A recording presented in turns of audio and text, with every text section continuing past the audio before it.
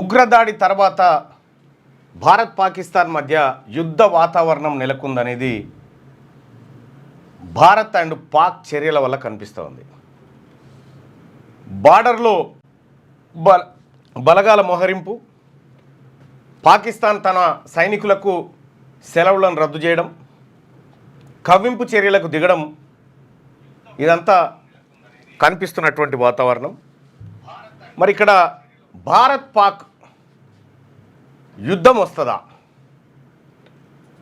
సిమ్లా ఒప్పందం రద్దు, సింధు నది ఒప్పందం రద్దు, అలాగే భారతదేశంలో ఉన్నటువంటి పాకిస్తాన్ పౌరులు 48 గంటల్లో దేశం విడిచి వెళ్ళిపోవాలని ఆదేశం, బార్డర్లు బంద్ పెట్టడం, ఇవన్నీ ఒక రకంగా యుద్ధానికి ముందు సన్నద్ధ కార్యక్రమాలు లెక్క కనిపిస్తూ ఉన్నాయి. మరి ఇప్పుడున్నటువంటి పరిస్థితుల్లో పాకిస్తాన్ భారత్ను ఎదుర్కొనేటువంటి సత్తా ఉందా? ఎందుకు పాకిస్తాన్ పదే పదే కాలు దూవుతూ ఉంటుంది? గతంలో 2 సార్లు చావు దెబ్బతిన్నటువంటి పాకిస్తాన్ మళ్ళీ అదే ప్రయత్నాలు చేస్తూ ఉంది. భారత్ను ఎదుర్కొనేటువంటి శక్తి కానీ, భారత్ను నిలువరించేటువంటి శక్తి కానీ పాకిస్తాన్ దగ్గర లేదు. మరి పాకిస్తాన్ ఈ ఉగ్ర కార్యకలాపాలకు ప్రేరణగా ఉండి భారతదేశంలో మరి ముఖ్యంగా కాశ్మీర్ ప్రాంతంలో అల్లకల్లోలం సృష్టించడాన్ని ప్రపంచమే తీవ్రంగా తప్పుపడుతూ ఉంది. సో దానికి సంబంధించినటువంటి పాకిస్తాన్ మాకు సంబంధం లేదని చెప్తున్నప్పటికీ కూడా ఎవరి ప్రమేయం లేకుండా ముష్కర్లు వచ్చి అంత ఈజీగా చంపిపోయేటువంటి కార్యక్రమం కాదు. కాబట్టి 100% అంతర్జాతీయ వేదిక మీద పాకిస్తాన్ను ప్రథమ ముద్దాయిగా నిలబెట్టాల్సిందే. ఇటు భారత్ కూడా దేశ ప్రభుత్వం కూడా ప్రధానమంత్రి నరేంద్ర మోడీ గారు కూడా కొంచెం ఆత్మవిమర్శ చేసుకోవాలి. భారతదేశం ఇటువంటి పరిస్థితుల్లో ఉంటే ఇక్కడ ఉన్నటువంటి పౌరులకు వాళ్ళ ప్రాణాలకు రక్షణగా ఉండాల్సినటువంటి వ్యవస్థలు కొద్దిగా అతలాకుతలమైనట్టుగా కనిపిస్తూ ఉన్నాయి. పౌరుడి రక్షణ కోసం ప్రభుత్వాలు చేపట్టాల్సినటువంటి కార్యక్రమంలో కొంత అలసత్వం కనిపిస్తూ ఉంది. మరి ఎందుకు ఈ విధమైనటువంటి దాడి జరిగింది? సోషల్ మీడియాలో రకరకాలైనటువంటి విమర్శలు, రకరకాలైనటువంటి చర్చలు జరుగుతూ ఉన్నాయి సోషల్ మీడియాలో. ఇటు భారతీయ జనతా పార్టీని సమర్థించేటువంటి సెక్షన్ ఏదైతే ఉందో ఆ సెక్షను నరేంద్ర మోడీ గారు చాలా కఠిన నిర్ణయాలు తీసుకుంటా ఉన్నారు. సో ఇప్పటికే 2 ఉగ్రవాదులు నేరేసిరు, లేకపోతే యుద్ధానికి సన్నద్ధమవుతురు, మోడీ ఈ స్థాయిలో నిర్ణయాలు కఠినంగా తీసుకుంటారు అనేటువంటి మాట వాళ్ళు చెప్తా ఉన్నారు.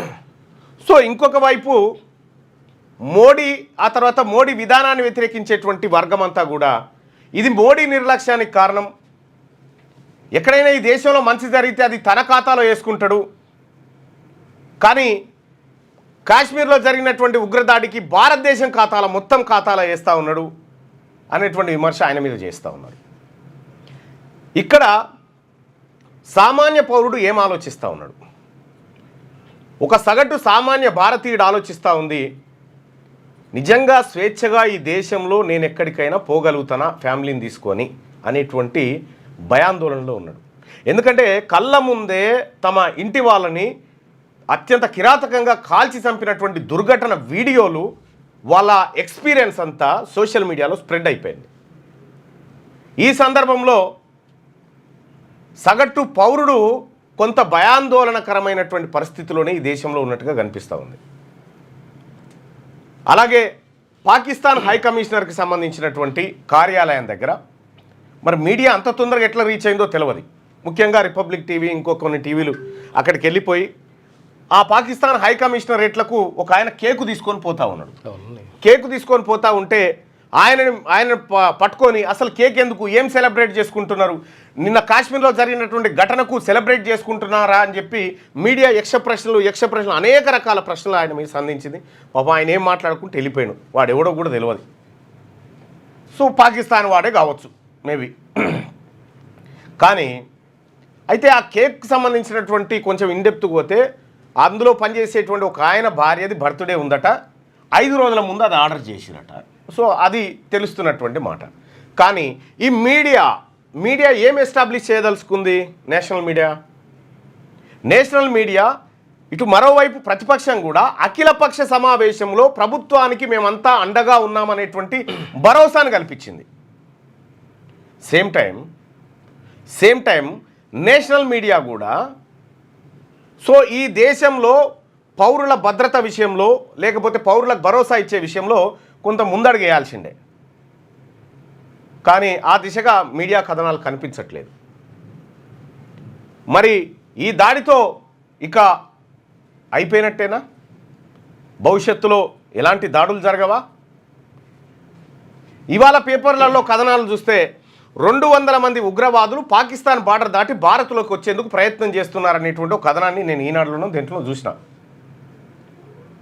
200 మంది పాక్ ఉగ్రవాదులు భారత్లోకి ప్రవేశించడానికి ప్రయత్నం చేస్తున్నారంటే వాళ్ళ లక్ష్యాలు ఇంకా వేరే అయ్యి ఉంటాయి. ఇక్కడ వాళ్ళ లక్ష్యాలు ఇంకా వేరే అంశాలు అయ్యి ఉంటాయి. ఇక్కడ ఇదంతా ఒక ప్రమాదకరమైనటువంటి పరిస్థితిలో ఉంది.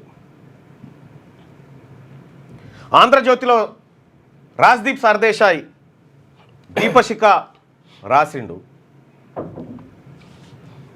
ఇక్కడ కాశ్మీర్లో సాధారణ స్థితి ఏంది? కాశ్మీర్లో అసాధారణ పరిస్థితులు ఉంటాయనేది ఓ రకంగా ఆయన చెప్తున్నటువంటి మాట. మరి కాశ్మీర్లో నిజంగా మనం ఆర్టికల్ 370 రద్దు చేసిన తర్వాత అనేకమైనటువంటి పరిణామాల తర్వాత కాశ్మీర్ స్వేచ్ఛా వాయువులు పీల్చుకుంది. కాశ్మీర్ ఇక భారత్లో అంతర్లీనంగా భారత ప్రభుత్వం చేత సంపూర్ణంగా నియంత్రించబడుతుందనేటువంటి మాటలు మనం పార్లమెంట్ సాక్షిగా ప్రధానమంత్రి మోడీ గారి నోటి వెంట విన్నాం. అయినా కూడా ఈ అలజడి ఏంది? ఏం జరుగుతూ ఉంది? 3 అంచెల భద్రత. మొదట ఇన్ఫాంట్రీ, బార్డర్ సెక్యూరిటీ ఫోర్స్, ఆ తర్వాత మిగతా ఆర్మీ. ఈ 3 దశలను దాటుకుంటూ ఉగ్రవాదులు లోపలికి ఎలా రాగలుగుతూ ఉన్నారు? సో గతంలో కూడా చాలాసార్లు వచ్చారు, ఇప్పుడేం కొత్త కాదు. కానీ ఎలా రాగలుగుతూ ఉన్నారు? నిజంగా మన సీమ మనకున్నటువంటి బార్డర్ నిజంగా మన నియంత్రణలోనే ఉందా? అన్ని ప్రశ్నలు ఇవాళ భారత ప్రభుత్వం ముంగట సంధించబడుతున్నటువంటి ప్రశ్నలు. కరెక్ట్గా ఇంకొక వైపు నుంచి సోషల్ మీడియాలో కొత్త రకమైనటువంటి చర్చ. కరెక్ట్గా 2019 ఎన్నికలప్పుడు పుల్వామా దాడి జరిగింది. ఇప్పుడు బీహార్ ఎన్నికలు రాబోతా ఉన్నాయి సెప్టెంబర్లో. కరెక్ట్గా ఈ దాడి జరిగింది అనేటువంటి ఒక రాజకీయపరమైనటువంటి కోణాన్ని మరికొందరు తీసుకొస్తున్నారు. అంటే బీహార్ అత్యంత కీలకమైనటువంటి ఎన్నిక. ఇండియా కూటమి అక్కడ అధికారంలో ఉంది. ఎన్డీఏ కూటమి అధికారంలో ఉంది. ఫస్ట్లో ఎన్డీఏతో ఉండే, ఆ తర్వాత ఇండియా కూటమి, మళ్ళీ ఎన్డీఏ తోటి జత కలిపిన నితీష్ కుమార్ గారు. సో రాబోతున్నటువంటి ఎన్నికలను ప్రభావితపరచడం కోసం ఈ దేశంలో కొన్ని చర్యలు జరుగుతూ ఉన్నాయనేది లెఫ్టిస్ట్ వర్గాల చేస్తున్నటువంటి అభిప్రాయం. ఇందులో ఏది నిజం? ఒకవేళ బీహార్లో ఎన్నికలు గెలవాలంటే ఏ ప్రాతిపదికన ఏ అంశాల మీద గెలుస్తుంది? ఒకవేళ ఇండియా కూటమి గెలవాలన్నా ప్రభుత్వ వైఫల్యాలను చూపించాలి. మరి ఎన్డీఏ కూటమి గెలవాలంటే ఏం చూపించాలి? ఎన్డీఏ కూటమి గెలవాలంటే ఈ దేశం సేఫ్గా ఉండాలంటే ఎన్డీఏ ఉండాలనేటువంటి వాతావరణాన్ని క్రియేట్ చేయాలి అనేది లెఫ్టిస్ట్ల వాదన. ఎంత ఎపిసోడ్ పక్కకు పెడితే ఈ కర్రెగుట్టలు ఏవైతే ఉన్నాయో, ములుగు జిల్లా వెంకటాపురం సైడ్ ఉన్నటువంటి కర్రెగుట్టల్లో నిన్న ఈనాడు పత్రికా కథనం ప్రకారం, వెబ్సైట్ కథనం ప్రకారం 20,000 మంది జవాన్లను కర్రెగుట్టల చుట్టూ మొత్తం నింపేసినారు. తద్వారా కర్రెగుట్టను జల్లెడబడతా ఉన్నారు. కర్రెగుట్ట లోపల ఉన్నటువంటి గోండు గిరిజన గూడాలు ఏవైతే ఉన్నాయో అవి గజగజలాడుతూ ఉన్నాయి.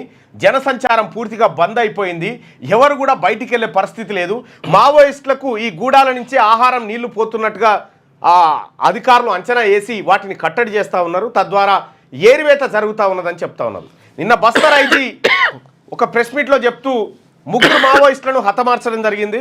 మరికొంతమంది గాయాలయ్యేటువంటి అవకాశం ఉంది. ఇంకా మృతుల సంఖ్య పెరగొచ్చు అనేటువంటి మాట చెప్పింది. విషయం ఏంటంటే ఇక్కడ కర్రెగుట్టాలలో 3 మావోయిస్టులను చంపితే ఈ 20,000 మంది జవాన్లలో 12 మంది జవాన్లు నిన్న ఎండ దెబ్బకు అడ్డం పడ్డారు. ఎండ దెబ్బకి 12 మంది జవాన్లు.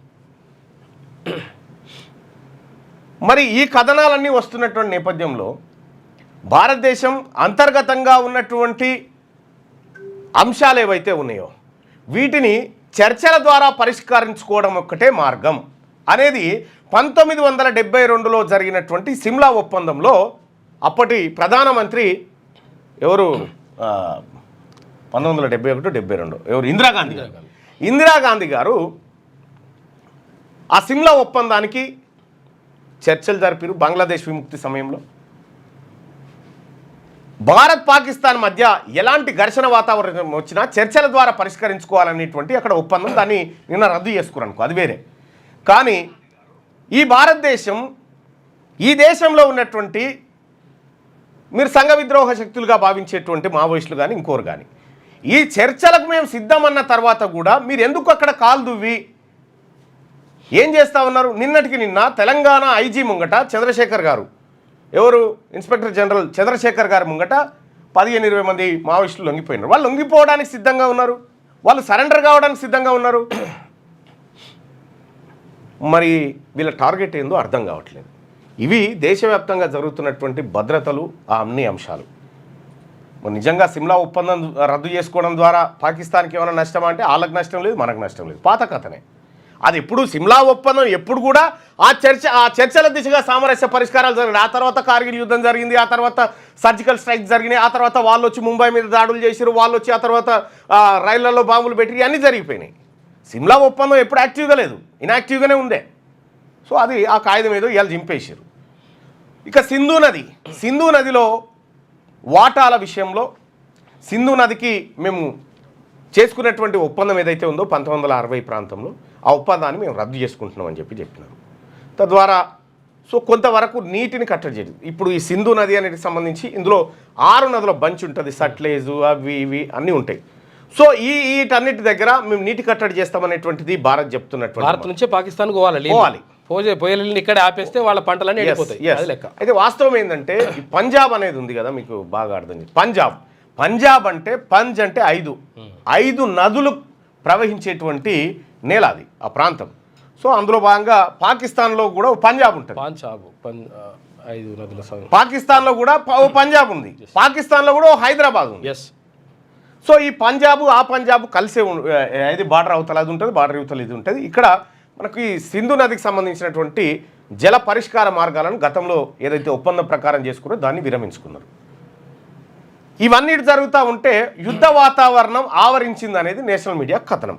ఇప్పుడు యుద్ధం ఈ దేశానికి అవసరం ఉందా లేదా? సో పాకిస్తాన్ ఏం చెప్తా ఉందంటే మేమే చేసినట్టుగా మీ దగ్గర ఏమైనా ఆధారం ఉంటే చూపించండి అని చెప్తా ఉన్నది. కానీ భారత్ దాన్ని ఎస్టాబ్లిష్ చేయడానికి చాలా ప్రయత్నాలు చేస్తూ ఉంది. సో ఇప్పుడున్నటువంటి వాతావరణం దీన్ని రాజకీయ అవసరాల కోసం కాకుండా దేశ భద్రత కోసం వాడాల్సిందిగా అన్ని పార్టీలకు, అన్ని వర్గాలకు విజ్ఞప్తి చేయడం జరుగుతుంది.